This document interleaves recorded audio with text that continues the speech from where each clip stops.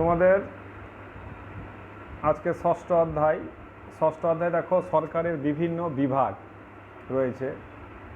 তো এই বিভাগ থেকে যে প্রশ্নের যে প্যাটার্ন রয়েছে সেটা হচ্ছে তোমাদের হয় বড় প্রশ্ন হবে, মানে একটাই 8 নম্বরের জন্য 8 মার্কসের জন্য, নতুবা এমসিকিউ হবে, ছটা থাকবে এমসিকিউ এবং শর্ট অ্যান্সার থাকবে দুটো, মানে 8 নম্বরের মোট হবে।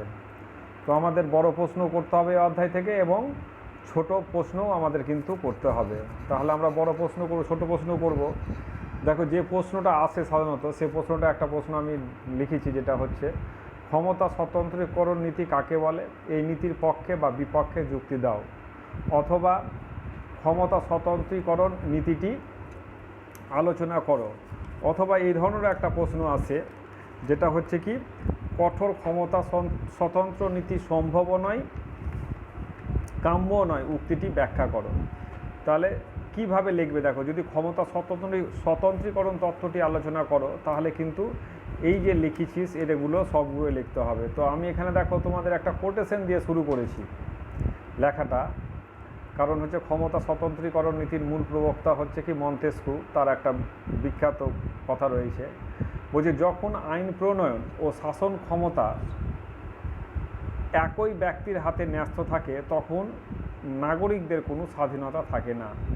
তার বিখ্যাত গ্রন্থ দ্য স্পিরিট অফ লজ গ্রন্থে তিনি এটা কথা বলেছে। দেখো এরপর আমরা ভূমিকা দিয়ে শুরু করব।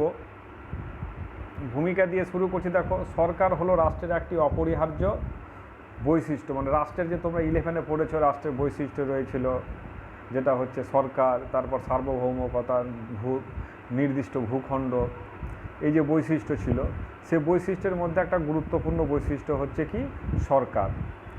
একে রাষ্ট্রের মস্তিষ্কও বলা হয়, কারণ হচ্ছে রাষ্ট্র কি, রাষ্ট্র একটা হচ্ছে বিমূর্ত ধারণা, মানে রাজনৈতিক একটা বিমূর্ত ধারণা, কিন্তু এর বাস্তব রূপ কে দিচ্ছে, সরকারের মাধ্যমেই কিন্তু বাস্তব রূপটা আসছে। অর্থাৎ রাষ্ট্রের তার আদর্শ, তার লক্ষ্য, তার উদ্দেশ্য, তার ইচ্ছা সরকারের মাধ্যমেই প্রতিফলিত হয়ে থাকে।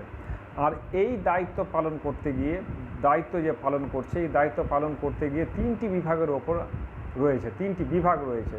সেটা কি কি, একটা শাসন বিভাগ, একটা আইন বিভাগ আর একটা হচ্ছে বিচার বিভাগ। অর্থাৎ এই 3টি বিভাগের মাধ্যমে যাবতীয় কার্যাবলী, সরকারের কার্যাবলী সম্পূর্ণ হয়ে থাকে।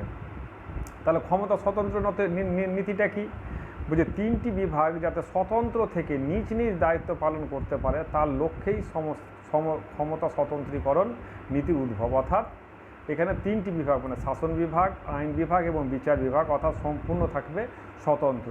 এবার দেখো ক্ষমতা স্বতন্ত্রীকরণ নীতি কাকে বলে, মানে অর্থটা কি। এখানে দেখো এক কথায় আমরা কি বলতে পারি, এক কথায় ক্ষমতা স্বতন্ত্রীকরণ নীতি বলতে সরকারের 3টি বিভাগ অর্থাৎ আইন বিভাগ, শাসন বিভাগ ও বিচার বিভাগ নিজ নিজ ক্ষেত্রে স্বাধীন ও অনিয়ন্ত্রিত অবস্থান, স্বাধীনভাবে থাকবে সম্পূর্ণটা। বলছে যার দ্বারা স্বৈরতন্ত্র রোধ ও ব্যক্তি স্বাধীনতা সংরক্ষিত হবে। সহজভাবে বলতে ক্ষমতা স্বতন্ত্রীকরণ নীতির মূল নীতি যেগুলি হলো সেটি হলো, দেখো সরকারের 3টি বিভাগ অর্থাৎ আইন বিভাগ, শাসন বিভাগ, বিচার বিভাগ পরস্পর থেকে সম্পূর্ণ আলাদা থাকবে, 1 নম্বর। দ্বিতীয় নম্বর কি বলছি, এক বিভাগ অন্য বিভাগের হস্তক্ষেপ করবে না, অর্থাৎ অন্য বিভাগের কাজ করবে না। অর্থাৎ শাসন বিভাগ শাসনই করবে, আইন বিভাগ আইনই প্রণয়ন করবে, বিচার বিভাগ বিচার কার্যই করবে। তাহলে হস্তক্ষেপ কিন্তু কোনো বিভাগে করবে না। তৃতীয়ত হচ্ছে দেখো বলছে কোনো বিভাগ অন্য বিভাগেরকে নিয়ন্ত্রণ করবে না, অর্থাৎ একটা বিভাগ আর একটা বিভাগকে কিন্তু নিয়ন্ত্রণ করবে না। আর চতুর্থ নম্বর হচ্ছে একই ব্যক্তি বা ব্যক্তি সমষ্টি একাধিক বিভাগের সাথে যুক্ত থাকবে না, অর্থাৎ যারা শাসন বিভাগের সদস্য হবেন তারা আইন বিভাগের সদস্য হবে না বা বিচারপতিকে নিয়োগও করবে না, এটা সম্পূর্ণ কিন্তু আলাদাভাবে স্বতন্ত্র থাকবে। এবার দেখো যে মূল যে ক্ষমতা স্বতন্ত্রীকরণ নীতি, মন্তেস্কু কি বলছে, যে আধুনিক ক্ষমতা স্বতন্ত্রীকরণ নীতির মূল প্রবক্তা হলেন ফরাসি দার্শনিক চার্লস লুই দ্য মন্তেস্কু। 1748 সালে প্রণীত তার বিখ্যাত the spirit of the laws গ্রন্থে মন্তেস্কু মন্তব্য করেন যে একই ব্যক্তি বা ব্যক্তি সমষ্টির হাতে সরকারের ক্ষমতা কেন্দ্রীভূত হলে উক্ত ব্যক্তি বা ব্যক্তি সমষ্টি স্বৈরাচারমূলক আইন প্রণয়ন করবে করে কি হবে, সরকার স্বৈরাচারী হয়ে উঠবে। তাহলে কি তার পথে কি হবে, এখানে পথেই তার প্রয়োগ ঘটবে, ফলে ব্যক্তি স্বাধীনতা ক্ষুণ্ণ হবে। এটা ব্যক্তি স্বাধীনতাও ক্ষুণ্ণ হবে, আর সরকার কি হতে পারে, স্বৈরাচারী হয়ে উঠতে পারে যদি তিনটি বিভাগ যদি একই সাথে কাজ করে। আবার দেখো ম্যাডিসনের মতে একই হাতে সরকারের সকল ক্ষমতা কেন্দ্রীভূত স্বেচ্ছাচারিতার নামান্তর হয়ে যাবে। অর্থাৎ শাসন বিভাগ আইন বিভাগ যদি একই ব্যক্তির হাতে থাকে তাহলে কী হবে, এটা স্বেচ্ছাচারিতার নামান্তর হয়ে যাবে যদি তিনটা বিভাগ যদি একসাথে কাজ করে। বর্তমানে মার্কিন যুক্তরাষ্ট্র, ব্রাজিল, মেক্সিকো, চিলি, আর্জেন্টিনা প্রভৃতি দেশে ক্ষমতা স্বতন্ত্রীকরণ নীতির অনুষ্ঠিত হতে দেখা যায়, মানে এইসব দেশে কিন্তু বর্তমানে রয়েছে। এবার দেখো যেটা প্রশ্ন যেটা হয়েছে, দেখো তোমাদের ভূমিকাতে দুটো দিতে হবে, পক্ষে বিপক্ষে যদি প্রশ্নটা থাকে তাহলে আমরা কি লিখব, প্রথমে লিখব কি, পক্ষে যুক্তি। পক্ষে যুক্তি কি, সরকারের কি হবে, সরকার স্বৈরতন্ত্র থেকে কি করে, স্বৈরতন্ত্র থেকে রক্ষা করবে। কি, ব্যক্তি স্বাতন্ত্র্য বার্তা স্বৈরতন্ত্র থেকে রক্ষা করবে। দেখো ব্যক্তি স্বাধীনতা সংরক্ষণের স্বার্থে ক্ষমতা স্বতন্ত্রীকরণ একান্ত প্রয়োজন। সরকারের এই তিন প্রকারের কাজ তিনটি বিভাগ বা তিনটি শ্রেণীর হাতে সমর্পিত হলে কি হবে, কোনো বিভাগ বা কোনো ব্যক্তি কি হতে পারে, স্বৈরাচারী হয়ে উঠতে পারে না। এটা একটা পয়েন্ট হলো, আমরা পক্ষে দিচ্ছি, মানে ক্ষমতা স্বতন্ত্রীকরণ নীতির পক্ষে। দ্বিতীয়ত কি, দায়িত্বশীলতা বৃদ্ধি পায়। দায়িত্বশীলতা কীভাবে বৃদ্ধি পাচ্ছে, দেখো ক্ষমতা স্বতন্ত্রকরণ নীতি চালু থাকলে সরকারের প্রতিটি বিভাগের দায়িত্ব ও কর্তব্য সুস্পষ্টভাবে চিহ্নিত করা যাবে, ফলে প্রত্যেক বিভাগ তার নিজস্ব দায়িত্ব পালন করতে বাধ্য থাকে এবং সরকারি কাজকর্মে কি হবে, দায়িত্বশীলতা বাড়বে। তাহলে দুটি পেলাম, একটা স্বৈরতন্ত্র থেকে রক্ষা করবে, একটা দায়িত্বশীলতা বৃদ্ধি। দ্বিতীয় রকম দেখো, সরকারি কাজকর্মের গুণগত মান বৃদ্ধি পাবে। দেখো কীভাবে গুণগত মান বৃদ্ধি পাচ্ছে, ক্ষমতা স্বতন্ত্রীকরণের ফলে শ্রম বিভাগের সুবিধা লাভ করা যায়। অর্থাৎ শ্রম বিভাগ, তোমরা ইকোনমিক্সের যাদের আছে নিশ্চয়ই জানো যে একক টাকা যদি নিযুক্ত করা হয় তাহলে কি হবে, সেখানে উৎপাদনের বৃদ্ধি পাবে। সেরকম কি হবে, তাদের কর্মদক্ষতা গুণগত মান বৃদ্ধি পাবে, কারণ এই নীতি প্রযুক্ত হলে যে ব্যক্তি যে বিভাগে উপযুক্ত সেই বিভাগেই তাকে নিযুক্ত করা হবে, তাতে সরকারি কাজকর্মের গুণগত মান বৃদ্ধি পাবে।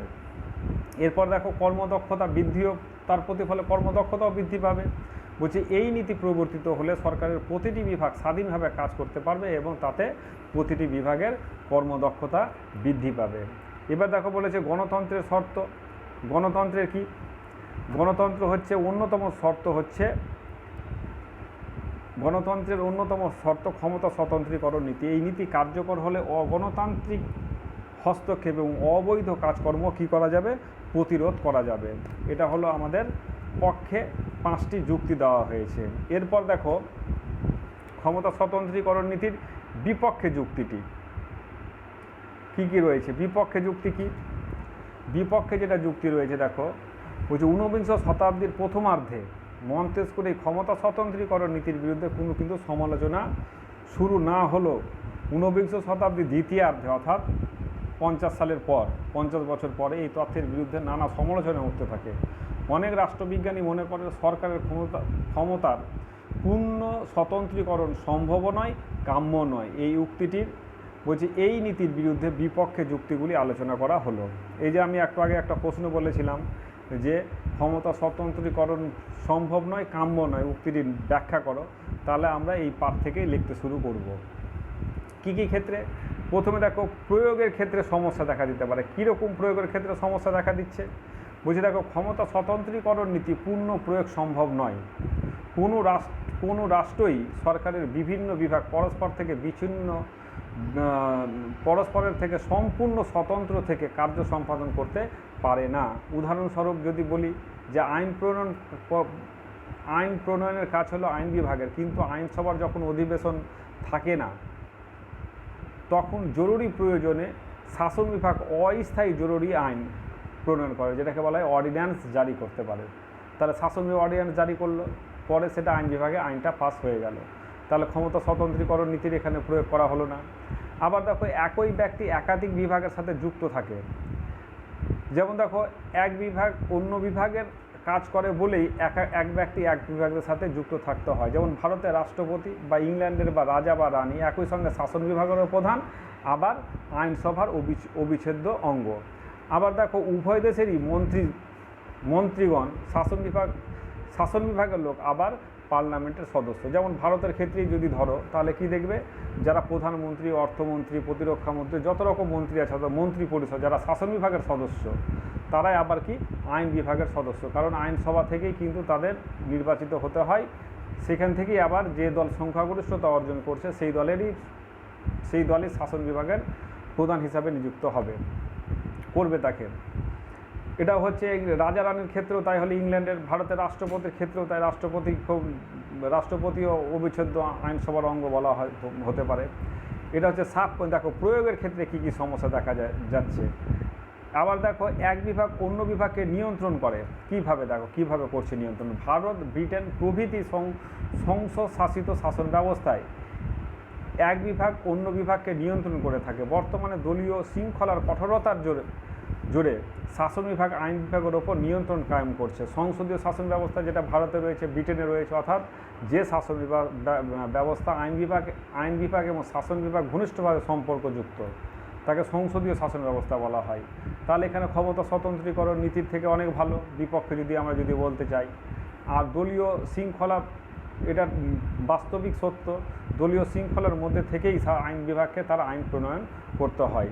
এবার যদি আমরা দেখি এই যে প্রয়োগের ক্ষেত্রে সমস্যা, যেখানে মার্কিন যুক্তরাষ্ট্র, যেখানে ক্ষমতা স্বতন্ত্রীকরণ নীতির পীঠস্থান বলা হয়, সেখানের অবস্থা কি দেখো, যে ক্ষমতা স্বতন্ত্রীকরণ নীতির পীঠস্থান হিসাবে স্বীকৃত মার্কিন যুক্তরাষ্ট্র এই নীতি পূর্ণ প্রয়োগ সম্ভব ঘটেনি। কিভাবে ঘটেনি? উদাহরণস্বরূপ যদি আমরা বলি যে শাসন বিভাগের প্রধান রাষ্ট্রপতি ভেটো প্রদানের মাধ্যমে আইনসভা প্রণীত আইনকে নাকচ করে দিতে পারে। অর্থাৎ রাষ্ট্রপতি কিন্তু আইনসভা প্রণীত আইনকে, সেখানে যে সিনেট বা জনপ্রতিনিধি দুটি কক্ষ রয়েছে, সেই আইন যে প্রণয়ন করলো সেই আইনকে কিন্তু বাতিল করে দিতে পারে।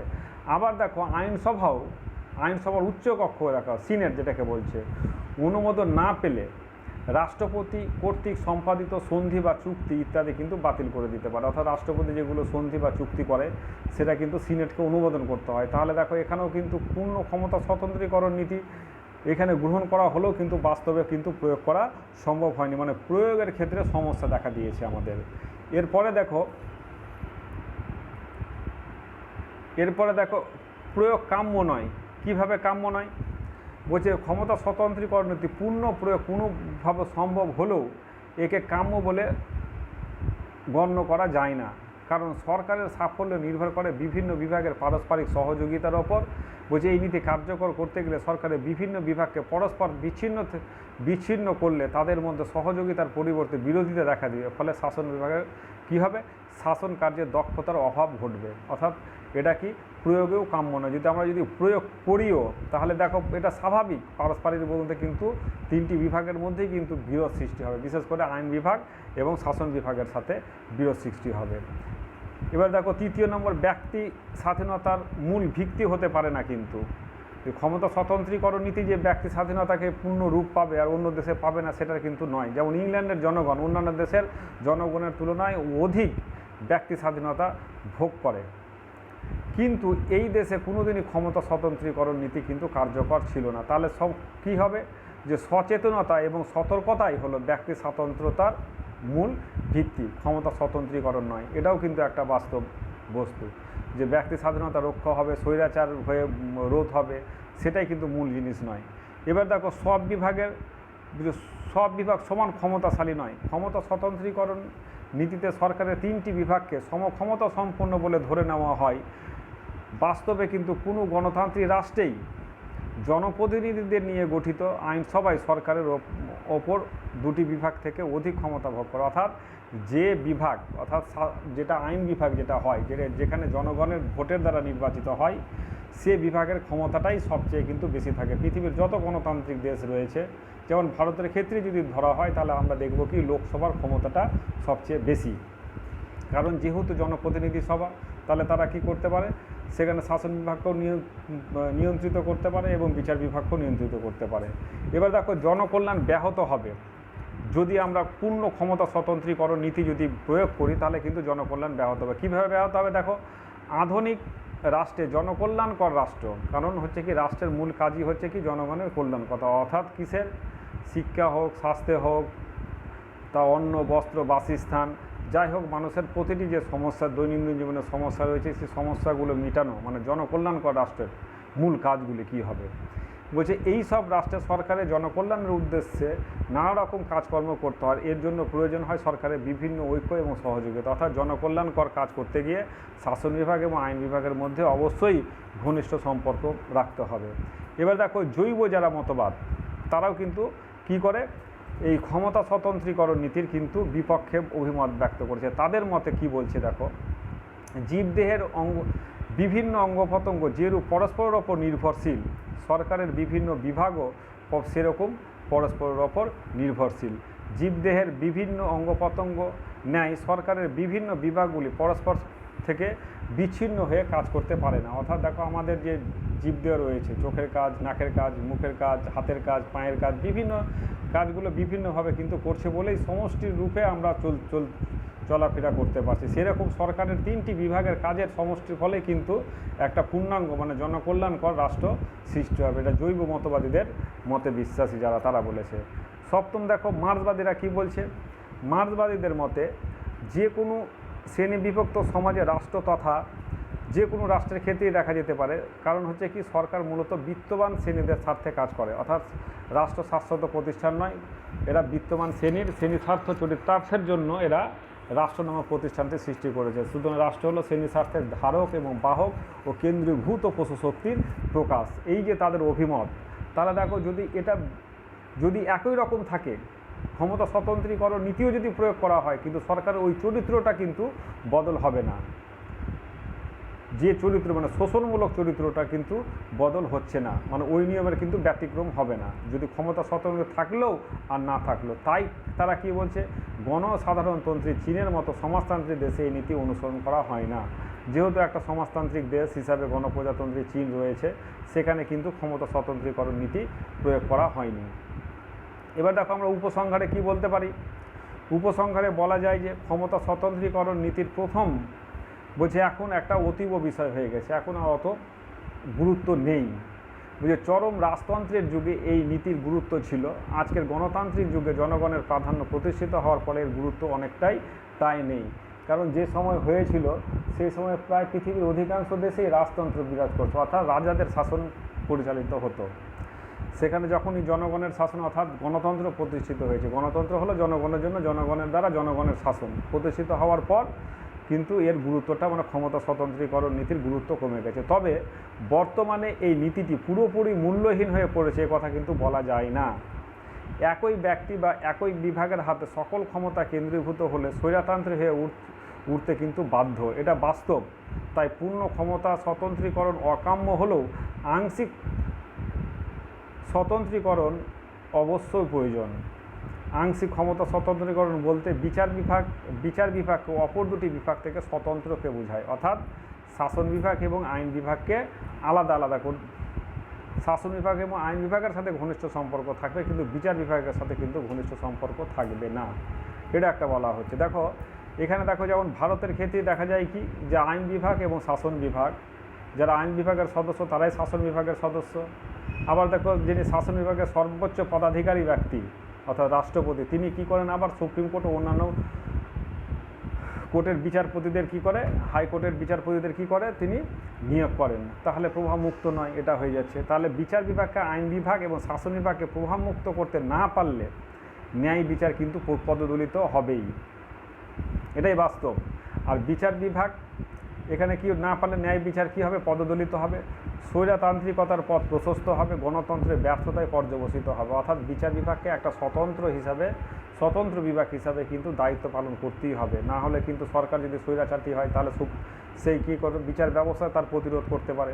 গণতন্ত্রকে যদি হত্যা করা হয় তাহলে সেই গণতন্ত্রকে রক্ষা করতে পারে সেই বিচার ব্যবস্থায়। তাহলে কি দরকার, তাহলে সেই আইন বিভাগ এবং শাসন বিভাগে কিন্তু প্রভাব সম্পূর্ণ মুক্ত রাখতে হবে বিচার বিভাগকে, তাহলে কিন্তু এটা সরকারের স্বৈরাচারিতাও কমবে আর গণতন্ত্রকেও তারা রক্ষা করতে পারবে, যেটা হচ্ছে আংশিক ক্ষমতা স্বতন্ত্রীকরণ নীতি বলা হয়েছে। অর্থাৎ বিচার বিভাগ আলাদা থাকবে, শাসন বিভাগ আইন বিভাগের মধ্যে একটা সম্পর্ক থাকবে।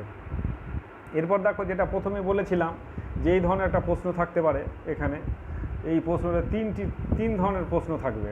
হয়তো ক্ষমতা স্বতন্ত্র নীতি কাকে বলে, দুটো প্যারা লিখেছি, প্রথম দুটো প্যারাতে দেখবা। এরপর দেখো ক্ষমতা স্বতন্ত্রীকরণ নীতিটির পক্ষে বিপক্ষে যুক্তি দাও, আমরা পক্ষে বিপক্ষে যুক্তি দিয়ে উপসংখ্যা লিখে ছেড়ে দিব। যদি এরকম প্রশ্ন করে যে কঠোর ক্ষমতা স্বতন্ত্রীকরণ নীতি সম্ভব নয় আবার কাম্য নয়, উক্তিটি ব্যাখ্যা করো, তাহলে এটা কি হবে। এবার যদি প্রশ্ন থাকে তাহলে আমরা কি লিখব, আমি কিন্তু লিখে দিয়েছি এই ধরনের প্রশ্ন তাহলে ভূমিকাটা লিখে শুধু বিপক্ষে যুক্তিটা লিখব, শুধুমাত্র বিপক্ষে, স্বপক্ষে কিন্তু আমরা যুক্তিগুলো লিখব না, ওইটা বাদ দিয়ে দেব, ঠিক আছে।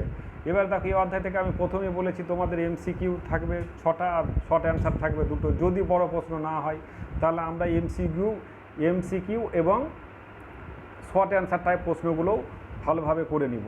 তাহলে দেখো আমি কয়েকটা লিখেছি প্রশ্ন, এটা নোটটা তো খাতায় লিখবেই, তার সাথে এই প্রশ্নগুলো নোটটা মুখস্থ করলে এই প্রশ্ন উত্তরগুলো পেয়ে যাবে। দেখো ক্ষমতা স্বতন্ত্রীকরণ নীতির মূল প্রবক্তা কে, তাহলে ক্ষমতা স্বতন্ত্রীকরণ নীতির মূল প্রবক্তা কি হচ্ছে, মন্তেস্কু। ক্ষমতা স্বতন্ত্রীকরণ নীতির অর্থ বা শর্তগুলো কি কি, ক্ষমতা অর্থ এই যে শর্তগুলো 3টি শর্ত বলেছিলাম, এরকম 4টি শর্ত লিখে রেখেছি, মোট 4টি শর্ত দেওয়া হয়েছে।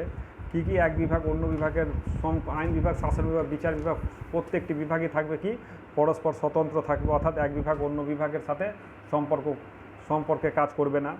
তৃতীয়টা কি হচ্ছে যে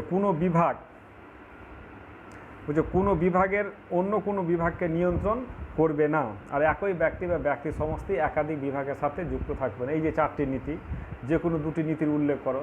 এবার দেখো ক্ষমতা স্বতন্ত্রীকরণ নীতির মূল কথাটা কি হলো, তাহলে মূল অর্থটা দেখো, অর্থটাও লিখেছিলাম সহজ কথায়। ক্ষমতা স্বতন্ত্রীকরণ নীতি বলতে কি, সরকারের 3টি বিভাগ অর্থাৎ আইন বিভাগ, শাসন বিভাগ, বিচার বিভাগ নিজ নিজের ক্ষেত্রে স্বাধীন ও অনিয়ন্ত্রিত অবস্থান, যার দ্বারা স্বৈরতান্ত্রিক রোধ এবং ব্যক্তি স্বাধীনতার সুরক্ষিত হবে।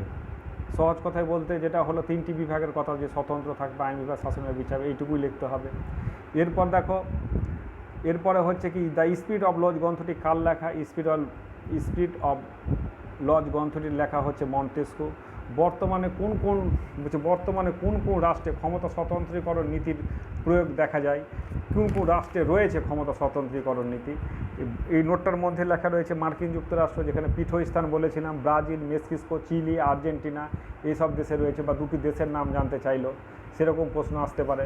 এরপর দেখো ক্ষমতা স্বতন্ত্রীকরণ নীতির পক্ষে 2টি যুক্তি দাও, অথবা ক্ষমতা স্বতন্ত্রীকরণ নীতির বিপক্ষে 2টি যুক্তি দাও, মাত্র 2টি যুক্তি করেছে। তাহলে আমরা কি লিখতে পারি, ক্ষমতা স্বতন্ত্রীকরণ নীতির পক্ষে যুক্তি স্বৈরতন্ত্র থেকে রক্ষা করে হয়। তারপর হচ্ছে কি, সরকারের কাজকর্মে গুণগত মান বৃদ্ধি পায়, ব্যক্তি স্বাধীনতা সুরক্ষিত হয়। এই যে পয়েন্টগুলো বলেছি, যে কোনো পয়েন্টগুলো লিখলেই একটা লাইনে শুধু পয়েন্টটা লিখলেই হবে। যদি বিপক্ষে যুক্তি দেয় তাহলে কি প্রয়োগের ক্ষেত্রে সমস্যা দেখা দিবে, একটা হচ্ছে। তারপর একটা হচ্ছে কি, প্রয়োগের ক্ষেত্রে সমস্যা হলো। দ্বিতীয় হচ্ছে ব্যক্তি স্বাধীনতা এর মূল ভিত্তি হতে পারে না, হ্যাঁ, সব বিভাগ ক্ষমতাশালী নয়, এইরকম যে পয়েন্টগুলো সেগুলো লিখলেই হবে। তাহলে এইভাবে উত্তরগুলো লিখবে। আশা করি তোমরা সকলেই ভালো আছো, সুস্থ আছো, বাড়িতেই আছো। পড়াশোনাটা কিন্তু ভালো করে যাও, আর সাবস্ক্রাইব করে দিবে। তোমাদের প্রত্যেক দিনই একটা করে ভিডিও প্রায় করছি, 1 দিন বা 2 দিন পরই সেই ভিডিওটা তোমরা আগেই পেয়ে যাবে। ঠিক আছে, বাড়িতে ভালোই থাকো।